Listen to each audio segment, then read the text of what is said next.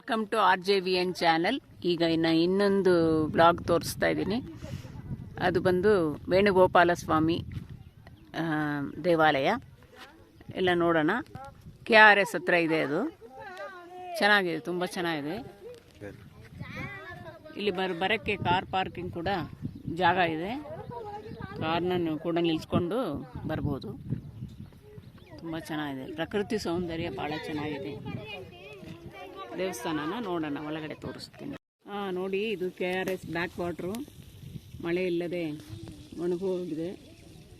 ಮಳೆ ಬಂದರೆ ಭಾಳ ಚೆನ್ನಾಗಿರುತ್ತೆ, ಆಗ ನೀರು ಚೆನ್ನಾಗಿರುತ್ತೆ.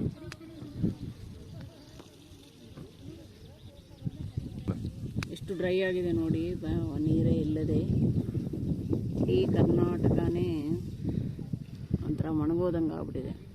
ಮಳೆ ಬರಬೇಕು, ನಾವೆಲ್ಲ ದೇವ್ರನ್ನ ಪ್ರಾರ್ಥಿಸ್ಕೋಬೇಕು ಮಳೆ ಬರಲಿ ಅಂತ. ಮಂಟಪ ತುಂಬ ಚೆನ್ನಾಗಿದೆ. ಎಲ್ಲ ಬಿಸಿಲಿದೆ, ಕೂತ್ಕೊಳ್ಳೋಕ್ಕೂ ಭಾಳ ಚೆನ್ನಾಗಿದೆ.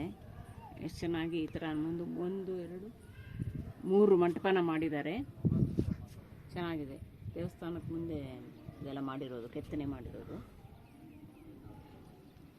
ತುಂಬ ಚೆನ್ನಾಗಿದೆ. ಈಗ ಇನ್ನೊಂದು ಇದು ವೇಣುಗೋಪಾಲ ಸ್ವಾಮಿ ದೇವಸ್ಥಾನಕ್ಕೆ ಹೋಗೋ ದಾರಿ.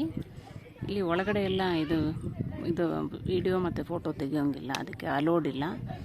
ಅದಕ್ಕೋಸ್ಕರ ನಾವು ಕ್ಲಿಪ್ಪಿಂಗ್ಸ್ನ ಹಾಕ್ತೀವಿ, ದಯವಿಟ್ಟು ನೋಡಿ.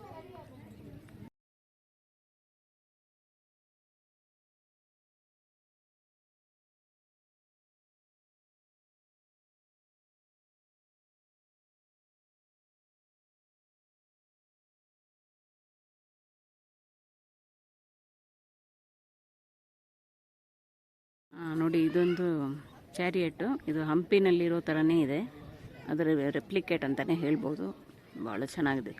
ಬಳಪಕಲ್ಲಲ್ಲಿ ಮಾಡಿರೋದು ನೋಡಿ, ಎಷ್ಟು ಚೆನ್ನಾಗಿದೆ.